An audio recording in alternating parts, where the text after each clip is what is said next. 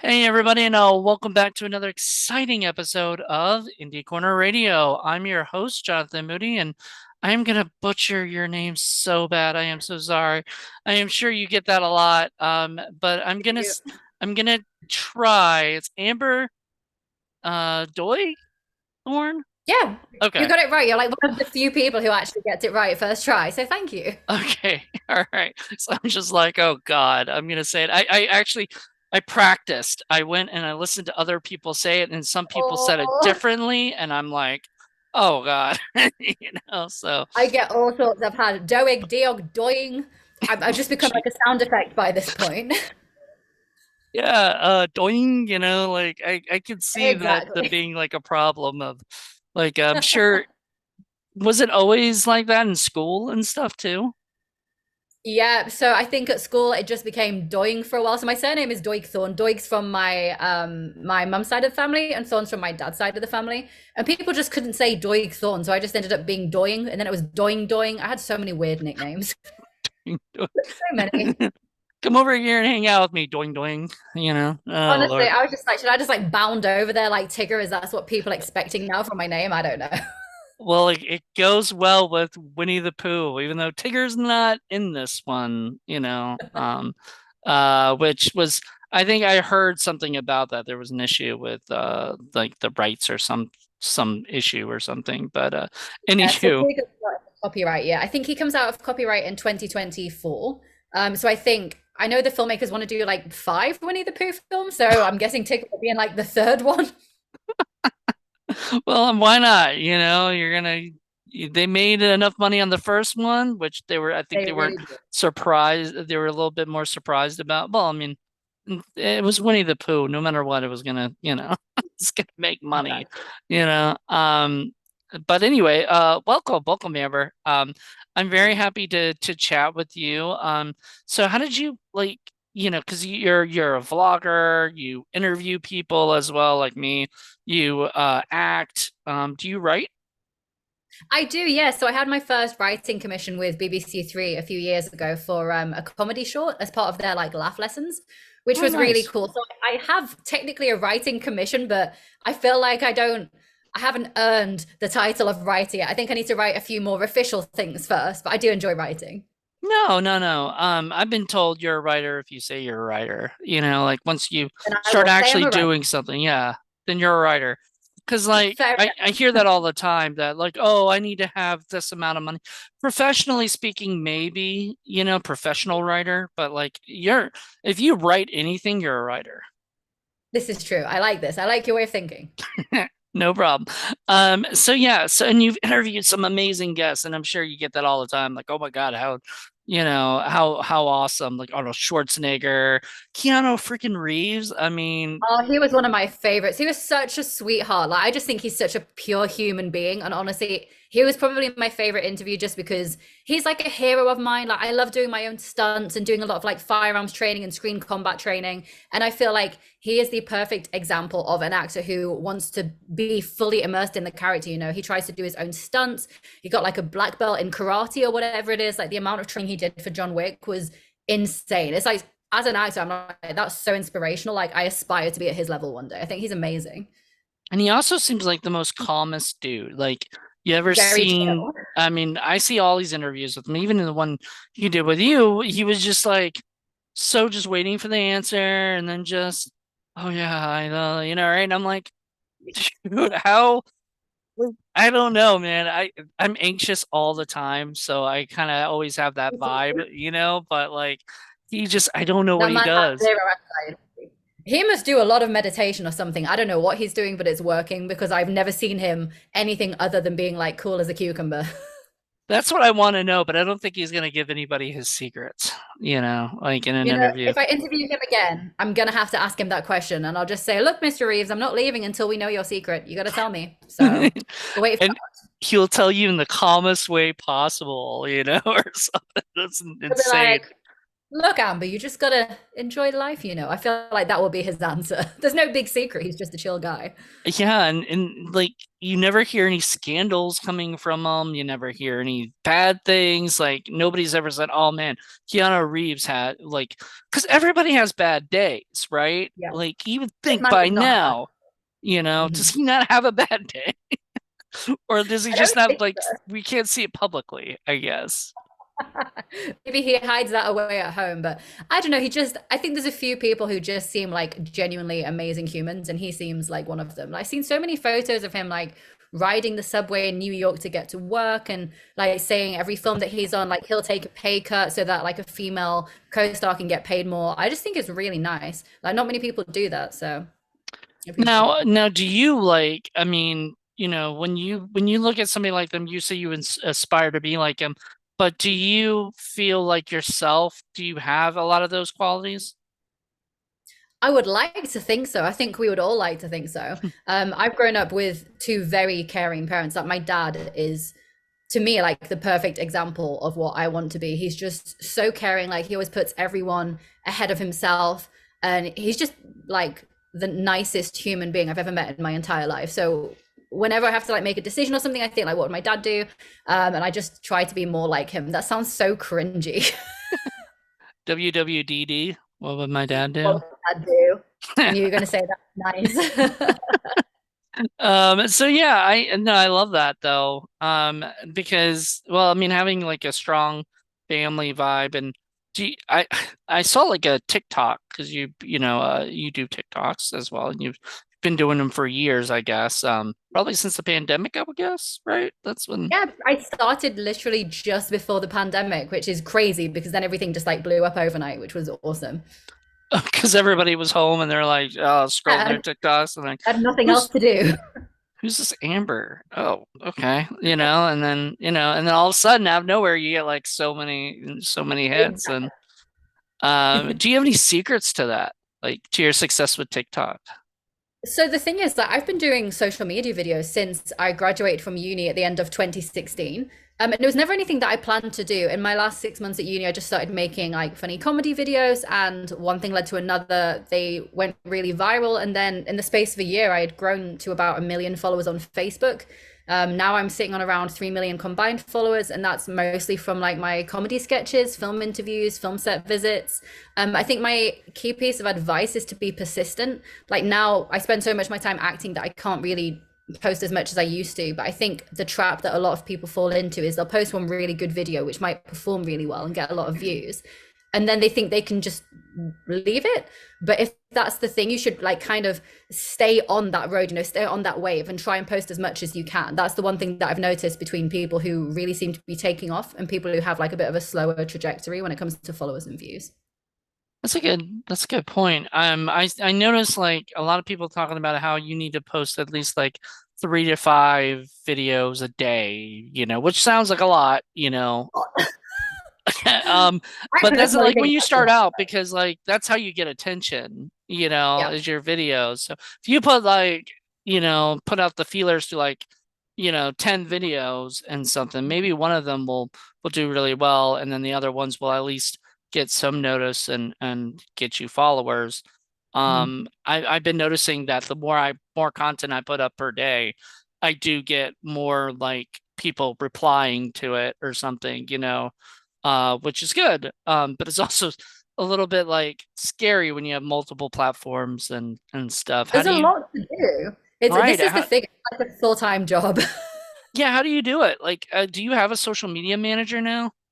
So I used to have a manager pretty much from day one. I was really lucky, and I had a manager for a couple of years, and then I realized I worked better by myself. There were some dodgy dealings going on in the background that I wasn't too comfortable with, and I thought, nope, I need to take control. And I've been self represented since then, but I'm like a perfectionist, so I think for me that works quite well because I can kind of see everything that's going on. And some of my family members are in law, and I have quite good legal understanding. So for contracts and stuff, my previous manager just wouldn't read contracts; he just signed them, which was a big issue for me. No, that's not So what a manager does. Like, a manager's no, literally supposed to look over the contracts. yeah, like he was a lovely chap. Don't get me wrong, and we had like a great few years working together, but Yeah, when it got to that point, I was like, I'm pretty sure you should be reading these contracts. This isn't good. But no, I don't think you need to have a manager, to be honest, anymore. I think like a few years ago you kind of had to, but now I think it's become so common for people to be creators or influencers that you can definitely do it by yourself, like I am, and I'm doing okay. Do you like that term, influencer? No, hence why I did this. I prefer content creator, digital producer, vlogger, but I know some people are like, what's a digital producer? So I'm like, oh, influencer, but you'll never see it without this. Well, It's just because such a yeah, that's dim. what people understand, I guess. It's the term Yeah, now. who says that? Like, what do you do for a living? Oh, I influence people. No, I'm just like, I create content. Yeah, no, no, because like I mean, you know, I don't know. I would, some of the stuff that people post might influence people. There are people who do have like these like TED Talk type, TikToks and stuff, and that's wonderful. However, not everybody's like that. Everybody's like a content creator creating stuff, just short little videos and stuff. And now TikTok is like more than like 10 minutes or something, if I'm correct. Yeah, so they've changed it up to 10 minutes. So originally it was like 15, 30-second, 1 minute, 3 minute, and now it's 10 minutes. So it's kind of turning into YouTube in a weird way, which I wasn't expecting. Do you like that? Do you like having more, being able to put more up there? I mean, I can see the appeal, but for me, I'll be posting the same length. So I always try to keep my videos to under a minute. I think for me, I go to different platforms for different things. So if I wanted a longer, like a video longer than 10 minutes, I'd go to YouTube. If I wanted something super short, I'd either look at Instagram Reels or TikTok. And then like, I go to Twitter for news. Like every platform has a purpose for me. When I saw that TikTok were doing the 10-minute videos, I think kind of like what you touched on for people who are genuinely influencing or like doing something educational or spreading advice, I think up to 10 minutes is amazing. But for like short form comedy sketches or anything like that which requires a script or anything, I think 10 minutes is quite long and it's quite a lot of work. So I'll be intrigued to see if people jump on that with the longer time frame or if it's going to stay shorter. I genuinely don't know what's going to happen. I'm not gonna lie, those ones are like 10 minutes long and they're like, oh, just wait till the end, and they like let Oh, you they know that always stuff. say that. And then Yeah. you wait till the end and like nothing really happens, or you're just like, really, I waited for that. And I'm just It's a like, trap. I always skip to the end and then you know, Honestly, it's the best thing to do. I've fallen into that trap way too many times at like 2 a.m. in the morning where I think just one more TikTok video, just one more. And then I watch 10 minutes for this amazing ending and there's nothing there. It just starts from the beginning. And I'm like, well, I've been sold a lie. Thanks. yeah.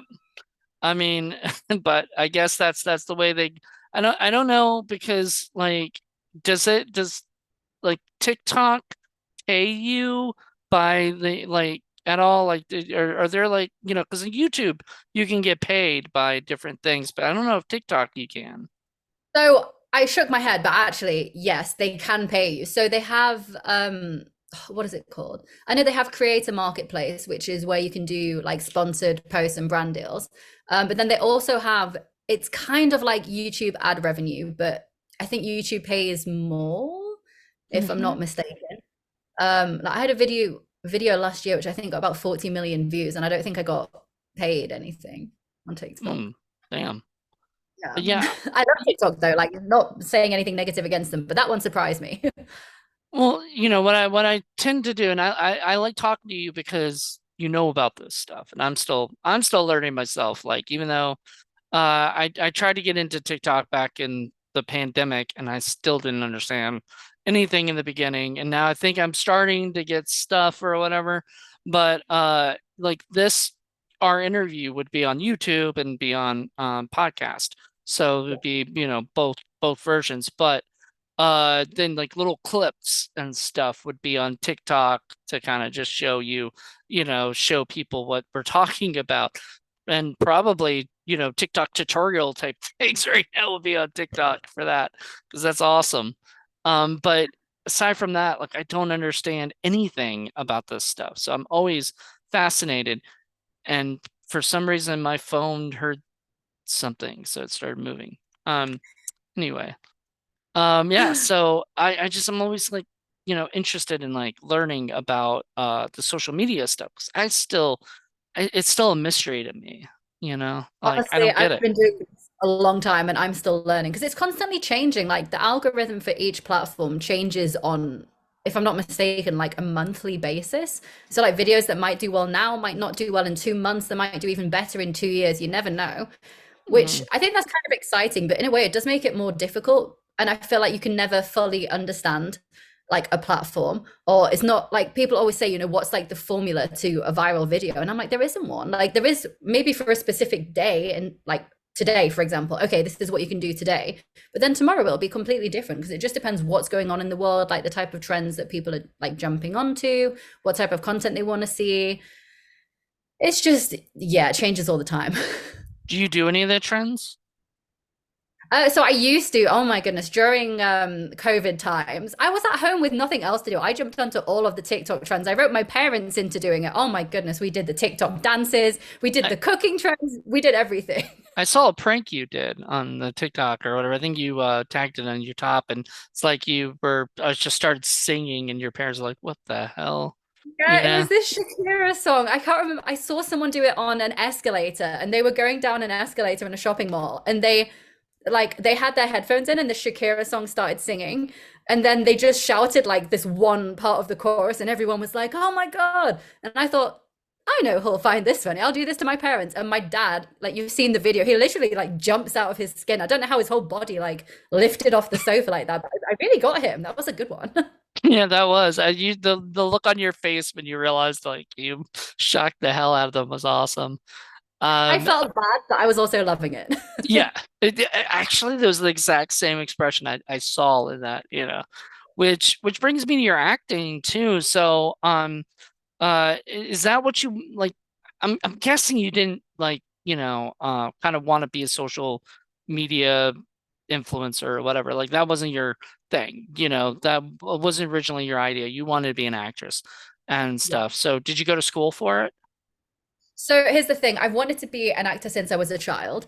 When I was at school, I do plays, musicals, pantomimes because I love comedy. And I think from being very, very young, I knew that was like my main passion and that's what I wanted to do with my life. But growing up, I was an only child and my parents are self-employed and I'm quite independent. And I realized very quickly that the acting industry is very difficult and the likelihood of me making it is quite slim. So even as like I think I was 17 when I made this decision, I was quite young. I remember sitting down and like writing all of these like different career options as a backup, and I was like, I need a backup just in case. Settled on theoretical physics because I'm a massive science nerd and I love maths and physics. So that's what I studied at university. I got a bachelor's degree in theoretical physics. And then after that, I started to do short courses. So I did 3 months at RADA, which is this amazing acting school, a month at Beverly Hills Playhouse in Los Angeles. And then I've been keeping up to date, like regularly training since then. So I haven't done like the standard route of the 3 year drama school just because I wanted to have that like plan B, Mhm. just in case. But yeah, for as long as I can remember, I've always known that I've wanted to do acting. And I know that's such a cliche answer, but I feel like if you love something, that's what you're meant to do. You'll like do anything to chase it. And that's what I kind of feel like with acting.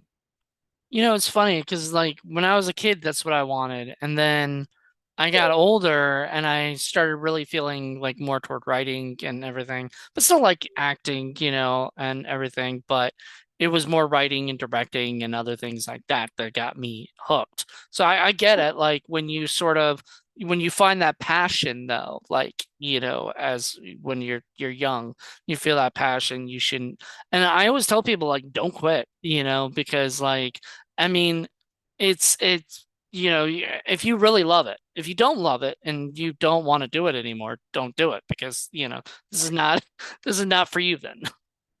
Exactly. But I think that's the thing. And I've had so many people say that, like people saying they want to give up. And don't get me wrong, I've had many occasions where I've wanted to give up and I've thought, okay, this because in the filmmaking industry generally, just any creative industry, there's a lot of no's. There's more rejections than there are yeses.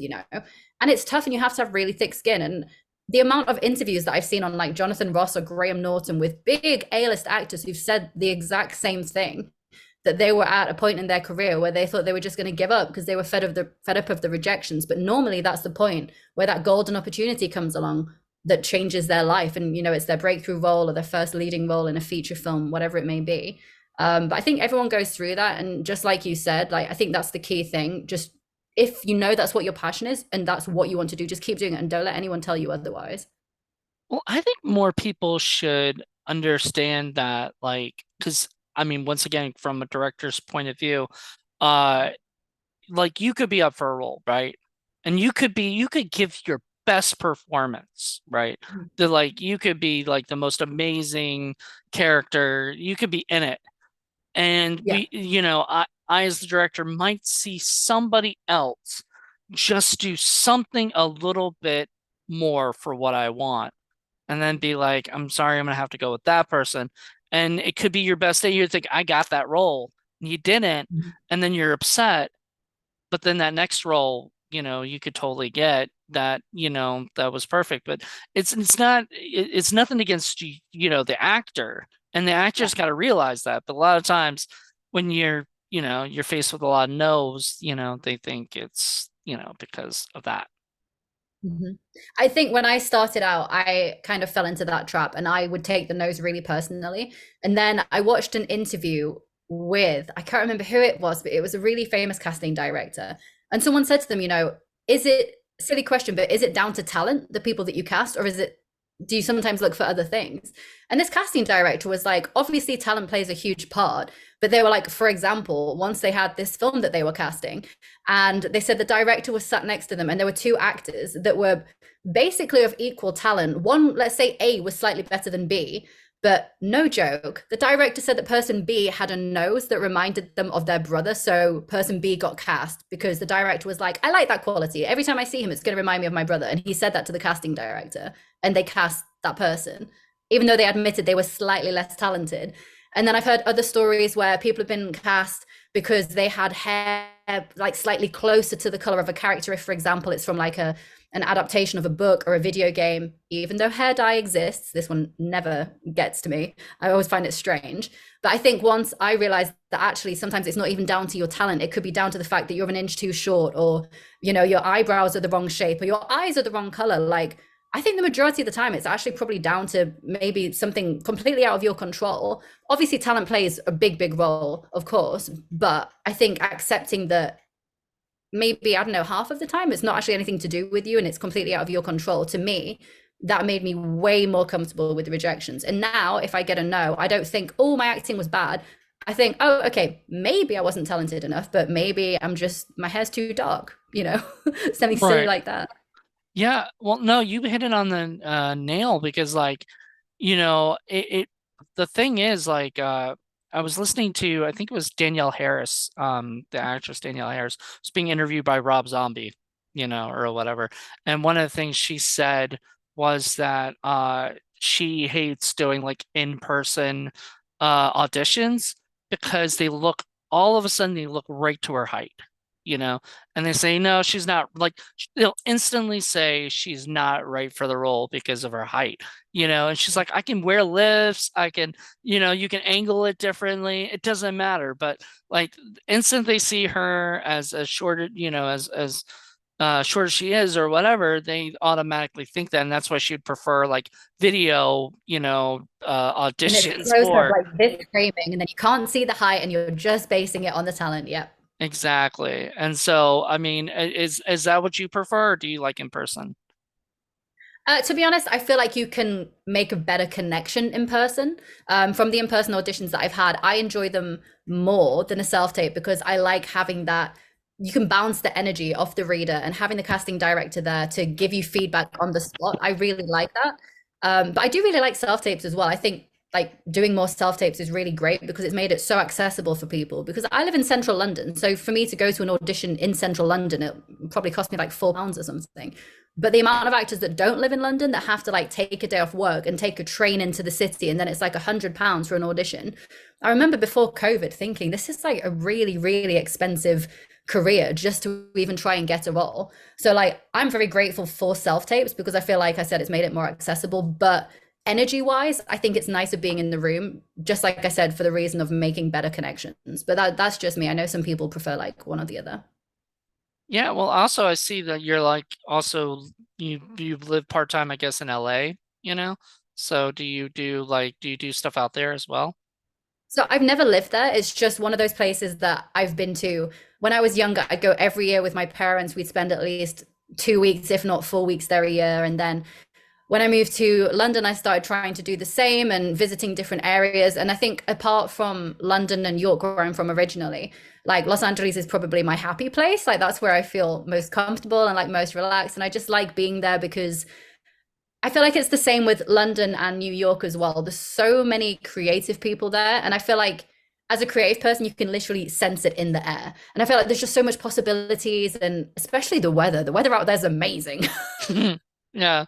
That's actually, That's yeah, that. I lived there for a year and 4 months or whatever. And when I was living COVID, like I lived there, I moved in 2020 thinking it was going to be the best year of my life. Oh, And bless you. Oh my goodness. January of 2020, everything was great. I was getting things, I was getting booked on Yeah. things were great. And then March hit and everything shut down. And I was just like, okay, things are going to be the same, after that. That sucks. Yeah, I think that's the thing with COVID. It just caught everyone off guard. But that must have been Mm. even more difficult if you're in like living in a different country. Wow. Well, yeah, it felt like a different country and I love the freaking, I loved the freaking weather. Like that was it. Like when I first like moved there, I was like, I didn't get cold. I didn't, nothing like that. Even if it was cold, I didn't get like allergy issues and stuff. So I That's don't know. because like LA cold is still like England, like summer. Right. But Um, it's so nice. I never need a jacket or anything. Like over here, we'll be wearing 6 or 7 layers and like hats and scarves. And over there, you can just walk around in like a t-shirt and shorts. It's great, even in winter. that's nice, man. I've never been to London or England, and I mean, obviously it's on my bucket list, Yeah. places to go. Uh, my parents have like BritBox, and stuff. So we watch, Yeah, nice. yeah, watch a lot of lot of shows from there and stuff. So it's nice. It's nice to sort of see that, kind of What's thing. like your favorite British TV show that you've seen on BritBox? It's gonna be so cliche, honestly, but I'm gonna say, well, I don't know if it was on BritBox, but I think it was on BritBox, but Spaced. Oh, I really like that nice. show, yeah, and I I also thought you like were going to Black. say Love Island. Which one? I thought you were going to say Love Island. This is what everyone says. It's like a reality TV show, but Oh, everyone's obsessed with it. I don't like reality TV shows Oh, me much. neither. I like that. I don't know if I know I like Midsummer Murders, but I don't know if is that England or is that somewhere else? I'm not sure. I know of it, but I've not seen it. But I feel like I want to say UK It's somewhere. UK. Yeah. Yeah. So I like that. I like freaking Black Books. I don't know if you've ever seen that, Yeah. It's so No. utterly ridiculous. So I like that kind of stuff, that but the reason I said it seems cliche is because Spaced is so American now because of Simon Pegg and yeah, so it's just so American, but it's funny and I liked it. So I'm sure you were a big fan of their work. Yeah, I was going to say I got to interview Simon a few years ago, a couple of times for one of the Mission Impossible films. And he's like one of my childhood heroes because I love the Cornetto trilogy. I think Hmm. him and Edgar Wright were like the perfect pair. And Shaun of the Dead is like one of my all-time favorite films. So interviewing him was like a dream come true. But yeah, Simon Pegg and Nick Frost, I think anything they touch is just gold, especially because like they have that stereotypical British sense of humor, which I love, and they just like bounce off each other so well. And I just know anything that has like either or both of their names attached, I know that I'm gonna love it. Exactly. Um, and that's the funny thing is like that the Cornetto trilogy, which originally I guess it wasn't like I don't think they were planning that. It just kind of happened. Yeah.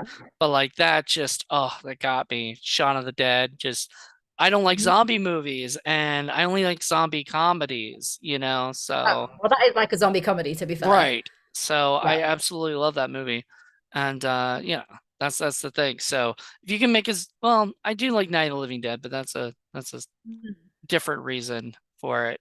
Just because it's just the movie that started it all. I get respect for it. But anyway, what's like a dream role for you to play? Oh, so someone asked me this the other day. So now I know because it took me a while to think about it. I can't say one, but I've narrowed it down to three. So can I give you my top three? Yes, please do. Right. So the first one would be Tomb Raider. Just because I used to play the games when they were like super pixelated on PlayStation 1, and I love the films with Angelina Jolie and then the remake with Alicia Vikander. And I think she's just such a strong female role who's like just taken kind of out of her life and put in these like near life death experiences and just handles it really well. And I've done a lot of like firearms and combat training, and I love doing my own stunts. And I think Tomb Raider is such a strong character that I just think she'd be so much fun to play. And alongside that, Wonder Woman, because I'm obsessed with superheroes, whether it's Marvel or DC. I'm like, she is my favorite superhero by far. And then otherwise, Snow White. You know, I've just got to get across all these genres here. I've got the cartoon Disney princesses, I've got the superheroes, I've got the action stars. But Snow White was my favorite character growing up. Like whenever we had a book day at school, or like a dress up as your favorite movie day, I was always Snow White. And I just had one outfit. I must have worn that outfit way too many times each year. Like I don't know why I never wanted to dress as anything else. I just had this obsession with Snow White. Has the producers of Winnie the Pooh done Snow White yet? I wonder. No, but I know that she's in public domain because all of the Brothers Grimm fairy tale characters are in public domain. So like Little Red Riding Hood, Rose Red, Snow White, Rapunzel, Cinderella. I know someone's doing Cinderella at the moment as like a low budget retelling, but I don't think it's horror. I think it's drama. But no, the guys doing this film, I think they're doing Peter Pan and Bambi, but I've not Saw heard Peter anything about it. Pan. I was like a horror Peter Pan. Like, Yeah, I don't know how they're going to do that. I'm so intrigued. I'm intrigued too, but I'm like, I feel like we're stretching it now. It's like we're trying to make horror everything, and I love the horror genre. I sort of grew up loving it and everything, and I make my own horror films, but I like, I don't know. After a while, I'm like, you're killing me. Like the same producer, Scott Jeffrey, obviously very well, but he made like the Jack and Jill and all these different things. That just Yeah, I've seen all of those. like it's just silly. It's Humpty Dumpty was a doll, or whatever. Yeah, I remember seeing the poster for Humpty Dumpty, and I think that's before I'd worked with them. And I was like, what is this? And I was so intrigued. And I still never seen it, but I just remember seeing the poster being like, I have no words. Like, this is a new type of filmmaking I've not come across before.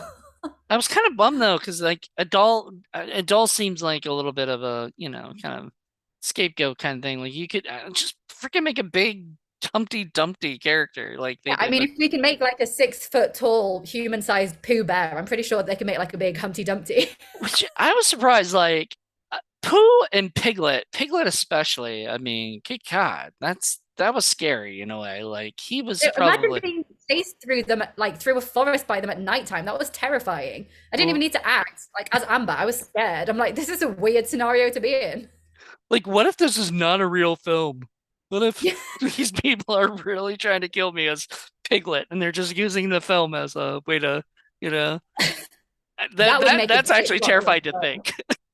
What? I was just gonna say, someone said that to me before. I'm like, that's such a good concept for a film. Think about it. If you're like, there's a film within a film, and like there's a cast shooting a horror film, but then it turns out that like one of the villains is actually not part of the cast, and it's just a serial killer taking people out one by one. I think that would make an awesome film. I would watch that. Wasn't that? I think that might have been Urban Legends, like one of the Urban Legends, like a Final Cut. They might have done that, where they Maybe kind of were okay, someone making out a there. Urban Legends movie. It's like Hmm. back in that time period, it was all meta and everything. So, yeah, I think they did do that, but I wouldn't be surprised if they continue to do something like that, and that almost becomes its own little subgenre of horror films, as movies, killers killing people in movies and stuff, in the movies, that they're making. I think that'd be kind But of cool. yeah, because like you're shooting the movie, the person goes, oh my God, what a knife. And then the person actually stabs them, And then and no it's one knows like, if they're acting because they're like, oh, they're saying the lines that are in the script because they're like, oh my God, help me. But they actually mean, oh my God, help me, I'm dying. But you'd never know.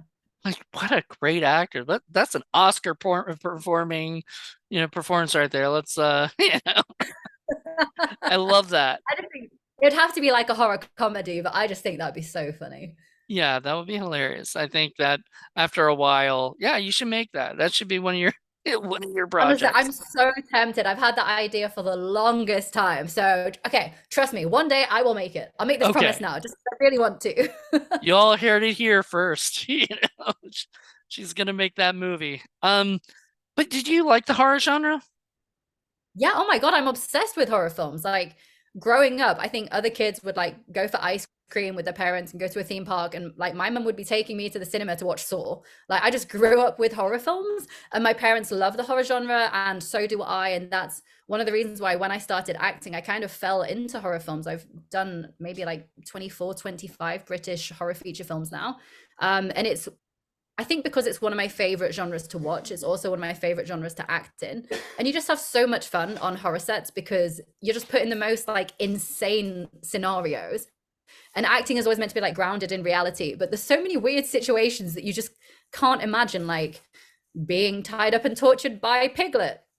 It's all crazy stuff that I feel like you couldn't really see in any of the genre apart from horror. And that's why I like it so much, because there's so many films that are just so far pushed out from reality, but they just make it so much more entertaining to watch. Did you have to audition for Winnie the Pooh? So I applied, but I'd actually worked with the producers before on two of the films. One of the films was just like a day role, and then I had one of the lead roles in another film. So they'd seen me act for like 2 weeks. So I applied, and then I was offered the role based off my performance in the other film, which it's always nice when that happens. I feel like that happens quite rarely, but when it does, it feels like a blessing because it's like taking like one step out of the ladder to get up there, you know? Right, you don't have to audition again, you know. So, Exactly, because it's the same people, which it makes sense. I get it. well, yeah, especially like I don't audition a lot because I don't like to. I usually think of people that I want to work with already, and then I have them in mind. Or if I can't get them, I have other people in mind that, could also play the role and stuff. So I'd prefer that, but sometimes I've done audition, I've had auditions for people, and some of them will blow your mind because you're just like, oh my God, what the hell, Exactly. Yeah. That's the thing. I think it's like finding those undiscovered gems. Like I remember reading about the Star Wars, one of the Star Wars films, like 5 or 6 years ago, and that's when they discovered John Boyega and Daisy Ridley. It was literally an open casting call of like thousands of people, and the first stage was just walking past the casting directors, and then it was like in costume, and then it was like talking, and then eventually it was acting. But like from that open casting call, now those two actors are doing so well. And like Hmm. obviously there were small bits here or there before, but it was that open casting call that really made their break. So I think auditioning is awesome. Like I think recently most of the work that I've done has probably been, like you say, through people that I've worked with before, word of mouth, working with the same people again. But I feel like especially to get your start in the industry, auditions are like the best way forward. Okay, so I have a couple more random questions, and then Okay, I'm gonna have to let you go because I know you're a very busy woman, and no worries. but first random question is okay, do you have any food allergies, or do you have anything specific you like to eat on set? Oh, so I am technically lactose intolerant, but I like to ignore that because my favorite food is cheese, so that doesn't end well. But on set, I normally like to have, well, I'm obsessed with Coca-Cola. I have about 3 to 4 liters a day. So wherever I go, I always have like a little can of Coca-Cola with my metal straw. So you can hear me like clanking around with my little tin and my straw. Nice. What kind, so just regular Coke, or do you have a Oh, it flavor Coke? has to be the full sugar, full fat Coke. I've tried the diet one, I've tried the Coke Zero. It's not the same. I have to add sugar cubes and it still doesn't taste sugary enough. It has to be like the original OG Coca-Cola. I'm a cherry Coke kind of guy, weirdly enough. Like, I don't know. I just for some reason I started drinking that, and then all of a sudden I just couldn't stop. So I'll have regular Coke if I have to, or vanilla Coke or whatever, but The cherry Coke Coke is is, like top tier. Yeah. yeah, that's it right there. So was it all right, do you make your bed like almost every day? Okay, I'm a bit weird. So I have a sheet and then instead of like a duvet, I really like sleeping with a blanket. So I have a fluffy blanket. So I pick the blanket up and I shake it and that's the bed made. It makes life a lot easier. But All so it about has to be efficiency. made though? Like, are you Oh, it very doesn't have to be. Like there's days where it's not made, but then sometimes at like 4 p.m. I'll go into my room and be like, oh, maybe I should move that. And then I just go, wee, and then it's done in like 4 seconds. That's But I'm all I not like did. Yeah. literally it's just like whooshoo and then it's done. When I was younger and I lived at my parents' house, because now I kind of live by myself, But when I was growing up, my parents always made me make my bed every single day. So I think as soon as I moved to London and I was living by myself, like out of protest, I was like, I'm not making my bed every day. But then I've kind of fallen back into old habits now. So it'll be like one day yes, one day no. But great. I love that. So all right. Are you a morning person, a night owl, or both? Oh no, I am not a morning person. I am a night owl. Like my ideal day would be waking up at like 4 p.m. and going to bed at like 8 a.m. Like I I had a sleep. roommate that did that. Honestly, I'm like my body clock is the reverse to like the entire planet, and it's so annoying. Like I know this is how I figured out like my body clock was a bit messed up. So I did this test ages ago, and it was like figuring out your circadian rhythm because there's like you say morning types, night types in the middle. And it was saying like if you had to take an exam where you were really using your brain, what time of the day do you think that you're like most on it when it comes to like intelligence? And I was like, oh, like 3 a.m. Apparently that's not normal. Most people are like 10 a.m., midday, and I'm like in the middle of the night. That's when my brain's working hardest. Actually, I would say Strange. midnight for me. Oh, that That's when makes me I feel like to better. write, because I go to bed about 3. So, Nice. but I would prefer midnight. So yeah, I I feel you on that. I Also a can't night wake up owl. at 4. I just feel like the problem with waking up at 4 is like everything's already done by then. So like I might have missed out on like things that are going out because I woke up late, and everything. So I'm sure you feel the same way sometimes if you I sleep do. I in. think with horror films, I'm just so used to doing night shoots now where you will start at like 4 p.m. and then sometimes you won't finish till like 8, 9, 10. And I think most people don't like night shoots, but I love it because I'm like, this is my ideal daily schedule. Like these timings are perfect. And then when I do a day shoot and it's like waking up at 5 and then you finish filming at 7, that's like the opposite to what my body wants to do. So I think this is another reason why I like horror films so much because they're normally filmed at night, which is perfect. Yeah, well there you go. So night shoots. That's interesting. I don't. Yeah, usually people don't like night shoots because That's the they thing. already get up. Like some people I know, in the town that I live in, everybody's like, "Oh, I'm in bed by 8." I'm like, Oh my goodness. AM or "How PM? If it's PM, 8 that's too early. p.m. 8 a.m. is when I'm waking up, if not 9. Like but Same. anyway, what's your biggest pet peeve? That's the last random question. Ooh, pet peeve. When people click at waiters, oh, it drives me crazy. If I go to a restaurant and someone's like, garçon, they're like clicking at the waiters. You know how some people just, I think, I try not to judge people, but if I go to a restaurant with someone and they're really rude to like waiting staff or service staff, that's how I can judge if someone's like a good egg or a bad egg. And the clicking, oh, that does it for me. It drives me crazy. Has that happened on a date? Yeah. So the guy It was was, just I like, can't remember if it was I think I just have like PTSD from this one time when someone was doing it. And you know, there's some people who are just quite posh. And I was like, oh, maybe it's just like a culture thing. Like they have waiters at home and that's what they do. But then I was like, no, there's not really any excuse for like manners. yeah. I'm Yeah. sorry. Yeah, I couldn't excuse somebody for being an asshole for. Oh, see, that's the thing. I try to make excuses. I was like, I'll be a nice person. I'll give them a second chance. But it was just a constant click, click, click. And I was like, nope, that's not for me. So wait, you gave him a second chance? Well, I was hungry, so I stayed for the whole meal in a restaurant. I'm not gonna like take my Well, I starter mean, and go. I oh like no, to I eat. wasn't expecting. I'm saying like you didn't go on a second date with the person and Oh then see no. it again, and then you're like, oh, good God. No, you Whilst the stayed for the meal meal, was which taking place. Of course, I'm not yeah, going to leave before dessert. Are you crazy? yeah, like you're gonna order more now. You're gonna be like, Exactly. you're Well, an the asshole. testing. You're paying for my meal right now.